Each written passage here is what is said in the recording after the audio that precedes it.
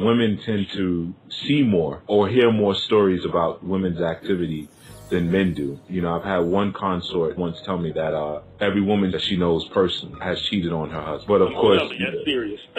Yeah, you know, it's funny, and as a man, this is where you have to have those sobering moments. This is kind of a word of advice where you have to say, okay, every woman you know, so what kind of women do you associate with, and am I supposed to believe that you're the exception out of all your friends? You know, so you know, you got to be you're the exception. All your friends are cheated. So you know, you kind of have to be a hunter in a sense. You know, my father and I, we speak about this when it comes to dealing with different women. You have to be like a tracker.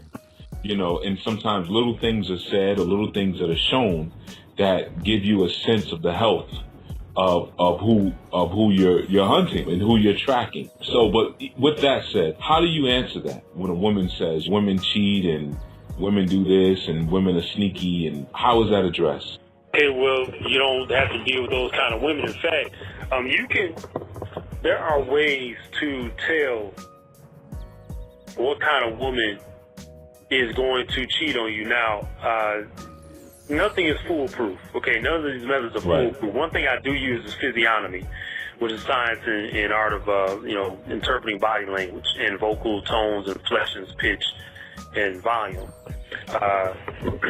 There's also looking at her track record with men, because if she has had, let's say if she's 20 and she slept with, say, 10 men, she's probably not going to be very faithful. I mean, that's just bottom line. And I know women who have slept with a lot of men at that age. If she's 30 and she slept with 15 and 20, ask her about that. That's a lot. And from what I understand, American women across the board have slept with nearly a dozen men by the time they are 30. Okay, that indicates an ethic, a sexual ethic, that is not conducive for a marriage. Okay, and they probably got it in and cheated on their men before. Okay, and you have to watch that. When women tell you their sexual history, you always want to magnify that. In other words, they say they slept with 5 men. Just expect that could be 8 or that could be 15. You have to. And I know a lot of the women are going to be like, oh, but that's harsh and blah, blah, blah. If you ask her, how many men have you slept with? And she says, let me see. That means that she's about to lie. Right.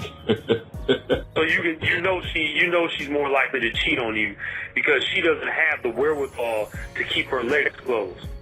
Is that ever grown out of, can we say? Because I'm going to speak about the other side of that. There are women who have not had a lot of sexual partners, but because of the culture here, are pressured into curiosity. They may look a certain way, or they may be in a certain profession, and everyone is telling them, you've locked yourself down so soon, and so many men out here, and you've only been with one, only been with 2. You need to go out there and explore. And eventually they decide to, okay, well, let me try that. On that other side of it, which I can say I've personally experienced. For a woman who's been promiscuous, if we're defining those numbers, and we're going to use that as a scale for promiscuity, for a woman who's been promiscuous in her past, is there any redemption from that? Or is it once a murderer, always a murderer? One of those type of things. It depends on the nature of her sexual relationships. It depends on when the last time she had sex was.